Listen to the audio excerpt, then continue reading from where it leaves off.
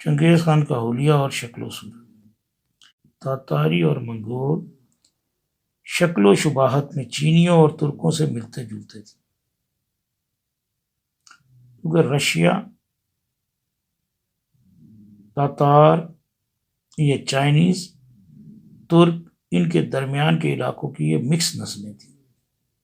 جو ذرا ترکی کے نزدیک ہوئے ان کی شباہت ترکیوں سے ہو گئی، جو ذرا چائنیز کے نزدیک ہوئے ان کی چائنیز سے شباہت ہوئی، اور جو رشین ہوئے ان میں تھوڑی بہت شکل و صورت اس طرح کی ہوئی۔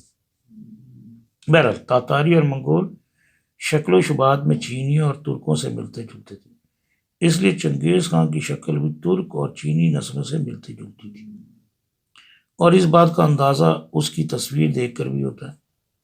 چنگیز خان اپنی نسل کے لوگوں میں شکل و صورت کے لحاظ سے خوبصورت تھا، لیکن جسم کی طاقت اور سیدھی اٹھان کی وجہ سے جتنا ممتاز اور نمایاں معلوم ہوتا تھا اتنا خد و خال کے لحاظ سے نہیں تھا۔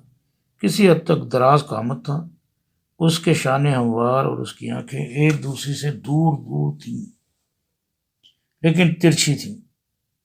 اس کی آنکھوں کے تل سبز یا نیلے بھورے تھے، یعنی کہ اس کی آنکھیں سبزی مائل یا بھوری تھی، اور ان کا حاشیہ سیاہ تھا۔ لمبے سرخی مائل بھورے بال چوٹیوں میں گوندے ہوئے اس کی پیٹھ پر پڑے رہتے تھے۔ چنگیز خان کے حالات زندگی۔ ایشیا کوچک، یعنی کہ دشت ایشیا کے موسم شدید ہوتے ہیں، وہاں پر زندگی مشکل ہوتی ہے۔ پرانے وقتوں میں تو حالات اتنے شدید تھے کہ لوگ وحشیوں کے انداز میں زندگی گزارتے تھے۔ اب تو رہنے سہنے کا انداز آ گیا، گھر بنانے آ گئے، سردی گرمی کا مقابلہ کرنے کے لیے ایسے ایجادات ہو گئیں، ایسی ٹیکنالوجی آ گئی کہ اب سائبیریا میں بھی جا کے رہا جا سکتا ہے اگر ہم اس کی سردی کو کسی طرح، یعنی جو بھی گھر لوگ بناتے ہیں نا، گھر بنا کے اگر سائنٹیفک ریسرچز بھی ہوتی تو وہاں وہی ٹیمپریچر رکھا جاتا ہے کہ نارمل والا۔ ایک تو دشت ایشیا کے شدید موسمی اور علاقائی حالات، اور دوسرے بچپن میں باپ کی موت کی وجہ سے تموجن۔ چنگیز خان کی زندگی بڑے کٹھن اور مشکل حالات میں گزری۔ مشکل حالات اور مفلسی کی وجہ سے بچپن میں تموجن یعنی چنگیز خان اور اس کا بھائی چوہے اور اسی طرح کے جانور پکڑ کے کسی نہ کسی طرح اپنا پیٹ بھرتے تھے۔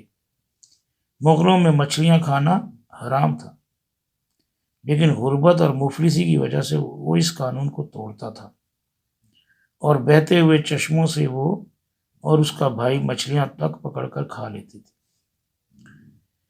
دنیا کے جتنے بڑے حکمران اور بادشاہ گزرے ہیں ان میں چند خوبیاں مشترک رہی ہیں۔ مثلا ان کی قوت برداشت بہت زیادہ ہوتی تھی، تقدیر کے دھنی بھی ہوتے تھے اور بلند حوصلہ ہوتے تھے۔ کئی مواقع پر جب کہ وہ مشکل حالات میں گھرے ہوئے ہوتے تھے تو قدرت کی طرف سے کوئی معجزہ یا واقعہ ایسا ہوتا تھا کہ قدرت کی طرف سے ان کی مدد ہو جاتی تھی۔ ان حکمرانوں میں زبردست قوت فیصلہ اور زبردست قسم کا صبر ہوتا تھا۔ اس کے علاوہ جتنے بھی کامیاب حکمران اور بادشاہ گزرے ہیں ان کے ارد گرد وفادار اور جانثار لوگ ہوتے تھے، اور ان کی عورتیں بھی ان کے ذہن سے مطابقت رکھتی تھیں، کیونکہ بہت سارے بادشاہوں کا تخت الٹے گئے جب ان کے ارد گرد غدار، خوشامد پر یعنی کہ منافق لوگ ان کے ارد گرد جمع ہوئے۔ چنگیز خان کے حالات پڑھتے ہوئے ہمیں اندازہ ہوگا کہ یہ تمام خوبیاں اور صلاحیتیں چنگیز خان میں بھی تھیں۔ سب سے پہلی اور زبردست خوبی جو چنگیز خان میں تھی وہ اس کی قوت برداشت تھی، اور یہ قوت برداشت اسے ورثے میں ملی تھی۔ قوت برداشت کے علاوہ چنگیز خان میں ذہانت بھی تھی، اور وہ مختلف معاملات سے متعلق بڑی تیزی سے تجویزیں سوچنے کی صلاحیت رکھتا تھا۔ حالانکہ وہ جسمانی لحاظ سے بہت زیادہ صحت مند نہیں تھا، لیکن اس کے باوجود اپنی ذہانت کی وجہ سے اپنی نوجوانی کے ایام میں وہ کشتی لڑنے والوں کا سردار بن گیا تھا، اس نے سیکھ لیا تھا کہ چالاکی سے کس طرح دشمنوں کے دھوکے اور فریب سے بچا جا سکتا ہے۔ وہ تیر اندازی میں بھی زبردست ماہر تھا، لیکن کمان کھینچنے کے معاملے میں اس کا بھائی کسار اس سے زیادہ کمان کھینچ لیتا تھا۔ اسی وجہ سے کسار کا لقب کماندار تھا۔ خانہ بدوشوں میں رحم ایک بیکار سی بات تھی، لیکن انتقام فرض سمجھا جاتا تھا۔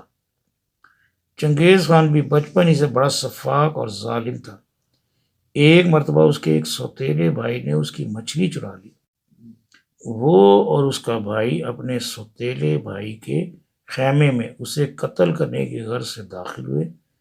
جب اس کے بھائی کو ان کی نیت کا اندازہ ہوا تو اس کا بھائی اپنی غلطی تسلیم کرتے ہوئے دوزانوں ہو گیا، لیکن اس کے باوجود چنگیز خان کو اس پر رحم نہ آیا اور صرف ایک مچھلی کی خاطر اسے قتل کر دیا۔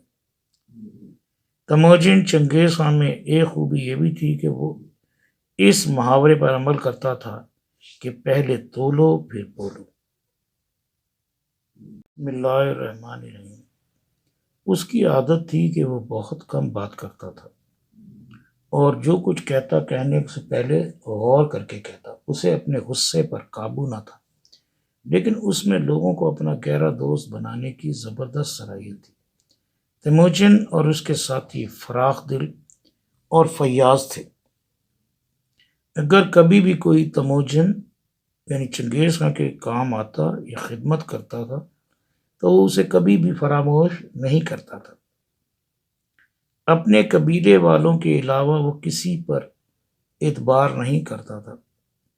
جب کبھی بھی وہ اپنے آدمیوں سے کوئی بات کرتا تھا تو وہ اپنی زبان کا پاس رکھتا اور اپنا وعدہ پورا کر کے رہتا۔ وہ اپنے ساتھیوں سے کہا کرتا تھا کہ وعدہ خلافی حاکم کے لیے بڑی بدنما بات ہے۔ قدرت نے کئی مواقع پر اس کی مدد کی۔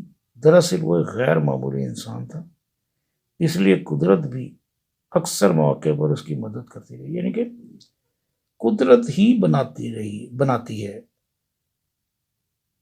جن لوگوں سے کوئی کام لینا ہوتا ہے ان کو کئی موقعوں پر محفوظ بھی کرتی ہے اور اسی حساب سے تیار کرتی ہے۔ کوئی بھی انسان خواہ وہ اچھا ہو یا برا ہو،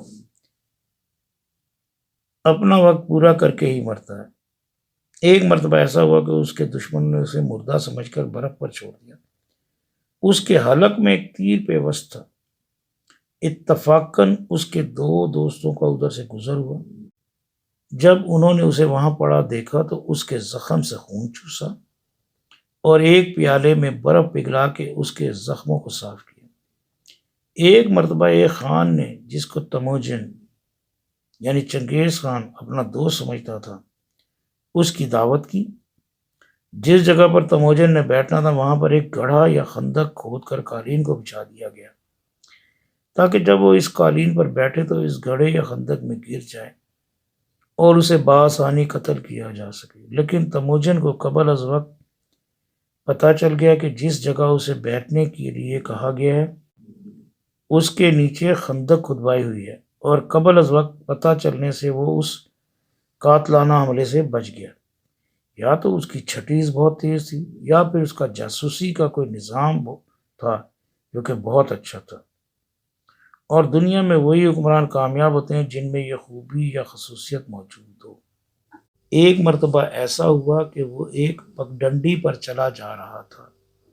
یہ راستہ ایک پل پر سے ہو کر گزرتا تھا جہاں پر 6 آدمی اسے قتل کرنے کے لیے چھپے بیٹھے تھے۔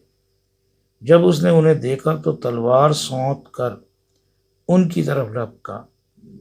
انہوں نے کھڑے ہو کر اس پر تیر برسانے شروع کر دیے، لیکن کوئی تیر اسے نہ لگا۔ اس نے تلوار سے ان آدمیوں کو قتل کر دیا اور آگے بڑھ گیا۔